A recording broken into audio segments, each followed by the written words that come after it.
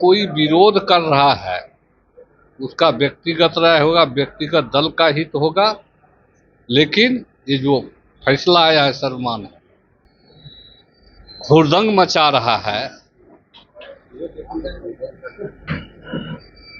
जो कर रहे हैं ये पैसा कहाँ से लाता है। नमस्कार, आप देख रहे हैं न्यूज़ फॉर नेशन। मैं आपके साथ। अब जैसे कल आरक्षण को लेकर भारत बंद किया गया था, जिसमें तमाम जो SC ST के वर्ग हैं वो सड़कों पर उतरे थे और जिसको लेकर पूरा बवाल भी देखा गया। जिस तरह से सुप्रीम कोर्ट का जो फैसला आया है, कोटे की बात कही गई है, जिसको लेकर तमाम लोग हैं जो प्रदर्शन कर रहे थे। इसी बात करने के लिए हमारे साथ बिहार सरकार के मंत्री हैं रत्नेश सदा।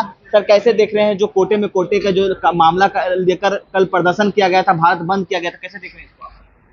ये जो आरक्षण की मामला को देश का सर्वोच्च संस्थान है सुप्रीम कोर्ट, उसके आदेश को पूरे भारतवासी मानते हैं और उसका जो फैसला है वह सर्वमान्य है।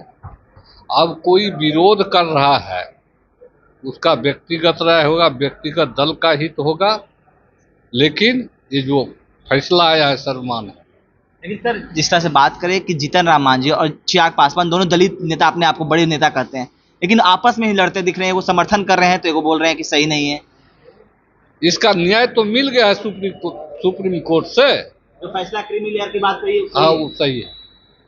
कैसे देख रहे हैं? प्रशांत किशोर इन दिनों राजनीति में काफी एक्टिव दिख रहे हैं और नीतीश कुमार पर हमलावर हैं, कह रहे हैं कि पंक्चर हो गए हैं, अब उनसे बिहार नहीं चल रहा। इस तरह की बातें भी कह रहे हैं। पहले तो अगर उसको देखा जाए जिस तरह के बिहार में ये हुड़दंग मचा रहा है, जो कर रहे हैं ये पैसा कहाँ से लाता है।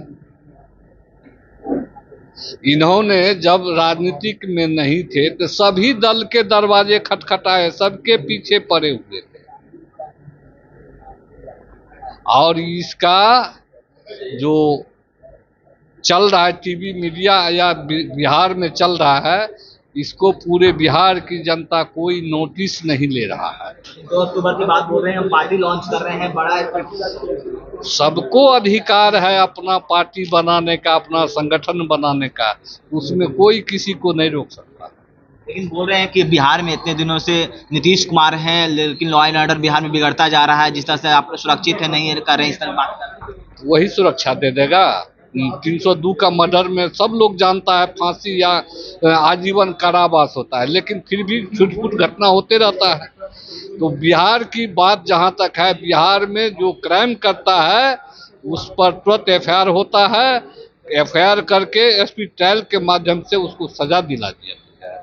लेकिन तेजस्वी यादव बुलेटिन जारी कर रहे हैं, क्राइम बुलेटिन, वो लगातार कर रहे हैं कि बिहार में लगातार बढ़ते अपराध बढ़ रहा। इकबाल है जो बिहार के मुख्यमंत्री नीतीश कुमार का, खत्म हो गया प्रशासन पर। जब से उनका माता पिता 2005 तक का बुलेटिन जारी करे, उनके माता पिता के कार्यकाल में कितना क्राइम हुआ, कितना दंगा हुआ, कितना अपहरण हुआ, कितना लूट हुआ, कितना हत्या हुआ, उसका बुलेटिन जारी करे। और उसके माता पिता के कार्यकाल में जो भी क्राइम करता था, अपहरण करता था, मुख्यमंत्री के आवास में ले भी लिया जाता था, तब उसको छोड़ा जाता था।